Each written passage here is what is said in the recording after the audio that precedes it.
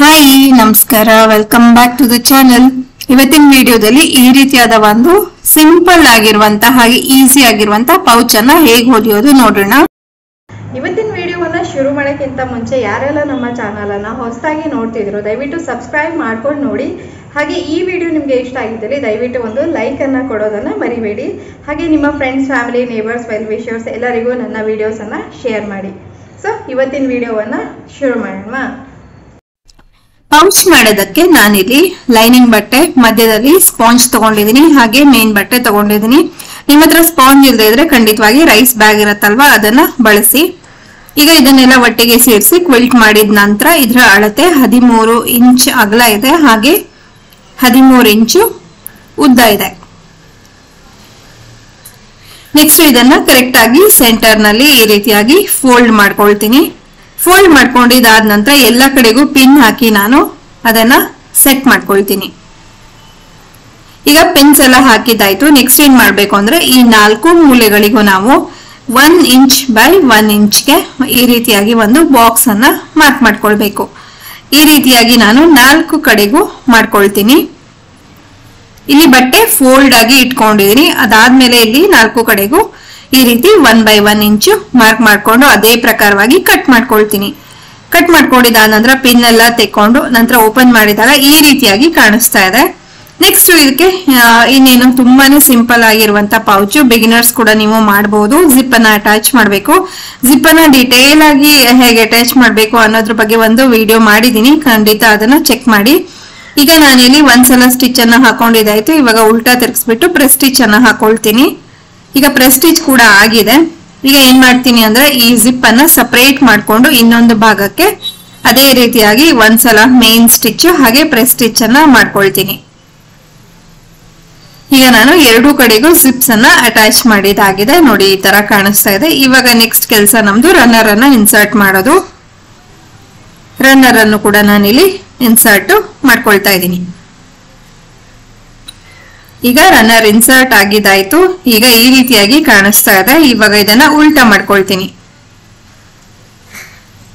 ಉಲ್ಟಾ ಮಾಡ್ಕೊಂಡಿದ ನಂತರ ಏನ್ ಮಾಡ್ಬೇಕಂದ್ರೆ 2 ಸೈಡ್ಸ್ ಓಪನ್ ಏನ್ ಕಾಣಿಸ್ತಿದೆಯಲ್ಲ ಆ ಭಾಗವನ್ನ 2 ಸ್ಟಿಚ್ ಹಾಕಿ ಲಾಕ್ ಮಾಡ್ಬೇಕು. ಸ್ಟಿಚ್ ಹಾಕಿದಾಯ್ತು. ಇವಾಗ ನೋಡಿ ಈ ರೀತಿ ಕಾಣಿಸ್ತಾ ಇದೆ. ನೆಕ್ಸ್ಟ್ ನಾನು ಇವತ್ತು ಪೈಪಿಂಗ್ ಅನ್ನ ಮಾಡ್ತಿದ್ದೀನಿ. ಪೈಪಿಂಗ್ ಮಾಡಿ ಇದನ್ನ ಫಿನಿಶ್ ಮಾಡ್ತೀನಿ. ಪೌಚಸ್ ಎಲ್ಲ ಮಾಡಿದಾಗ ಪೈಪಿಂಗ್ ಹೇಗ್ ಮಾಡ್ಬೇಕು ಅನ್ನೋದ್ರ ಬಗ್ಗೆನೂ ಒಂದು ಡೀಟೇಲ್ ವಿಡಿಯೋ ಈಗಾಗಲೇ ಪೋಸ್ಟ್ ಮಾಡಿದ್ದೀನಿ, ಅದನ್ನು ಕೂಡ ನೀವು ಚೆಕ್ ಮಾಡಬಹುದು. ಈ ರೀತಿಯಾದ 2 ಇಂಚ್ ಅಗಲದ ಒಂದು ಪಟ್ಟಿಯನ್ನ ತಗೊಂಡು ಇದ್ರ ಮೇಲೆ ಈ ರೀತಿಯಾಗಿ ಸ್ಟಿಚ್ ಮಾಡಬೇಕು. ಸೊ ಈಗ ನಾನು 2 ಕಡೆಗೂ ಪೈಪಿಂಗ್ ಕೂಡ ಫಿನಿಶ್ ಮಾಡಿದೆ. ನೆಕ್ಸ್ಟ್ ನಾನಿಲ್ಲಿ ಮೇನ್ ಫ್ಯಾಬ್ರಿಕ್ ಇತ್ತಲ್ವಾ, ಅದರಲ್ಲೇ ಒಂದು ಪೀಸ್ ಅನ್ನ ಕಟ್ ಮಾಡಿ ತಗೊಂಡಿದ್ದೀನಿ. ಹಾಗೆ ಇದರ ಅಳತೆ 6 ಇಂಚು ಅಗಲ ಇದೆ, 6 ಇಂಚು ಉದ್ದ ಇದೆ, 2 ಇಂಚು ಅಗಲ ಇದೆ. ನಂತರ ಇದನ್ನ ಈ ರೀತಿಯಾಗಿ 4 ಫೋಲ್ಡ್ ಮಾಡಿಬಿಟ್ಟು ಒಂದು ಸ್ಟಿಚ್ ಅನ್ನ ಹಾಕೊಂಡು ಒಂದು ಸ್ಟ್ರಿಪ್ ಅನ್ನ ರೆಡಿ ಮಾಡ್ಕೊಳ್ತೀನಿ. ಹಾಗೆ ಅದನ್ನ ಕರೆಕ್ಟ್ ಆಗಿ ಫೋಲ್ಡ್ ಮಾಡಿ ಸೆಂಟರ್ ಅಲ್ಲಿ ಕಟ್ ಮಾಡ್ಕೊಳ್ತೀನಿ. ಇವಾಗ ನನ್ನ ಹತ್ರ 2 ಸ್ಟ್ರಿಪ್ಸ್ ರೆಡಿ ಆಯ್ತು. ಈ ಸ್ಟ್ರಿಪ್ಸ್ ನೆಕ್ಸ್ಟ್ ನಾನು ಏನ್ ಮಾಡ್ತೀನಿ ಅಂದ್ರೆ ಇಲ್ಲಿ ಜಿಪ್ ಪಾರ್ಟ್ ಏನಿದೆ ಅಲ್ಲಿ ಸೈಡ್ ಅಲ್ಲಿ ಕಟ್ ಇತ್ತಲ್ವಾ, ಅದನ್ನ ಈ ರೀತಿಯಾಗಿ ಹಿಡಿದು ನಾವು ಸ್ಟಿಚ್ ಮಾಡ್ಬೇಕು. ಸ್ಟಿಚ್ ಮಾಡೋ ಟೈಮ್ ಅಲ್ಲೇ ಏನ್ ಮಾಡ್ಬೇಕಂದ್ರೆ ಈ ಒಂದು ಸ್ಟ್ರಾಪ್ ಅನ್ನ ಈ ರೀತಿಯಾಗಿ ಫೋಲ್ಡ್ ಮಾಡಿಬಿಟ್ಟು ಹೊರಗಡೆ ಈ ರೀತಿಯಾಗಿ ಹಾಕಿ ಅದರ ತುದಿ ಮಾತ್ರ ಈ ಕಡೆ ಹೊರಗಡೆ ಬರಬೇಕು. ಆ ರೀತಿಯಾಗಿ ಇಟ್ಬಿಟ್ಟು ಸ್ಟಿಚ್ ಅನ್ನ ಹಾಕ್ಬೇಕು. ನೋಡಿ ಈ ತರ ಕರೆಕ್ಟ್ ಆಗಿ ಅದು ಜಿಪ್ಪಿನ ಸೆಂಟರ್ ಅಲ್ಲಿ ಬರಬೇಕು. ಆ ತರ ನೋಡ್ಕೊಂಡು ಸ್ಟಿಚ್ ಅನ್ನ ಹಾಕ್ಬೇಕು. ಅದೇ ರೀತಿಯಾಗಿ ಇನ್ನೊಂದು ಕಡೆಗೂ ಜಿಪ್ಪಿನ ಮತ್ತೊಂದು ಕಡೆಗೂ ಮಾಡ್ಕೊಳ್ಬೇಕು. ಇದಾದ್ಮೇಲೆ ಕೆಳಗಡೆ ಏನು ಓಪನ್ ಸೈಡ್ಸ್ ಇರುತ್ತಲ್ವಾ ಅದನ್ನು ಕೂಡ ಸ್ಟಿಚ್ ಮಾಡ್ಬೇಕು. ಈಗ 4 ಸೈಡು ಸ್ಟಿಚಸ್ ಅಂತೂ ಹಾಕಿದಾಯ್ತು. ನೆಕ್ಸ್ಟ್ ಇದನ್ನ ಪೈಪಿಂಗ್ ಇಂದ ಫಿನಿಶ್ ಮಾಡೋಣ. ಒಳಗಡೆ ಇಂದನೂ ನೀಟಾಗಿ ಕಾಣಿಸುತ್ತೆ ಅಂತೇಳಿ. ಸೊ ಈ ತರ ನಾನು 4 ಕಡೆಗೂ ಪೈಪಿಂಗ್ ಹಾಕಿ ಕೂಡ ಫಿನಿಶ್ ಮಾಡಿದಾಯ್ತು. ಇವಾಗ ನಾವು ಈ ಪೌಚ್ ಅನ್ನ ಸೀದಾ ಮಾಡ್ಕೊಳ್ಳೋ ಸಮಯ ಜಿಪ್ಪಿನ ಮೂಲಕ ಇದನ್ನ ಸೀದಾ ಮಾಡ್ಕೊಂಡು ಎಲ್ಲಾ ಕಾರ್ನರ್ಸ್ ಅನ್ನು ನೀಟಾಗಿ ಸೆಟ್ ಮಾಡ್ಬೇಕು. ನೀಟಾಗಿ ಸೆಟ್ ಮಾಡಿದ್ಮೇಲೆ ನೋಡಿ ಇದು ಎಷ್ಟು ಚೆನ್ನಾಗಿ ಒಳಗಡೆ ನಾನೇನು ಇನ್ನು ಐಟಮ್ಸ್ ಹಾಕ್ಲೇ ಇಲ್ಲ, ಆಗ್ಲೇ ಇಷ್ಟು ಚೆನ್ನಾಗಿ ಅದು ಒಂದು ಶೇಪ್ ಅನ್ನ ತಗೊಂಡು ನಿಂತಿದೆ ಅಂತ ಹೇಳಿ. ನೋಡಿ ಈ ತರ.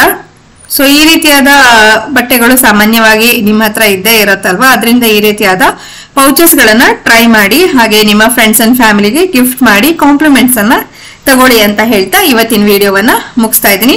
ವಿಡಿಯೋ ನಿಮ್ಗೆ ಇಷ್ಟ ಆಯ್ತು ಅಂತ ನಾನು ಭಾವಿಸ್ತಾ ಇದ್ದೀನಿ. ಇಷ್ಟ ಆಗಿದ್ದಲ್ಲಿ ಪ್ಲೀಸ್ ಒಂದು ಲೈಕ್ ಅನ್ನ ಕೊಡೋದನ್ನ ಮರಿಬೇಡಿ. ಹಾಗೆ ಚಾನಲ್ಗೆ ದಯವಿಟ್ಟು ಸಬ್ಸ್ಕ್ರೈಬ್ ಮಾಡ್ಕೊಳ್ಳಿ. ಇನ್ನೊಂದು ಹೊಸ ವಿಡಿಯೋದೊಂದಿಗೆ ಭೇಟಿ ಆಗೋಣ. ಅಲ್ಲಿವರೆಗೂ ಎಲ್ರಿಗೂ ಧನ್ಯವಾದಗಳು. Take care and bye.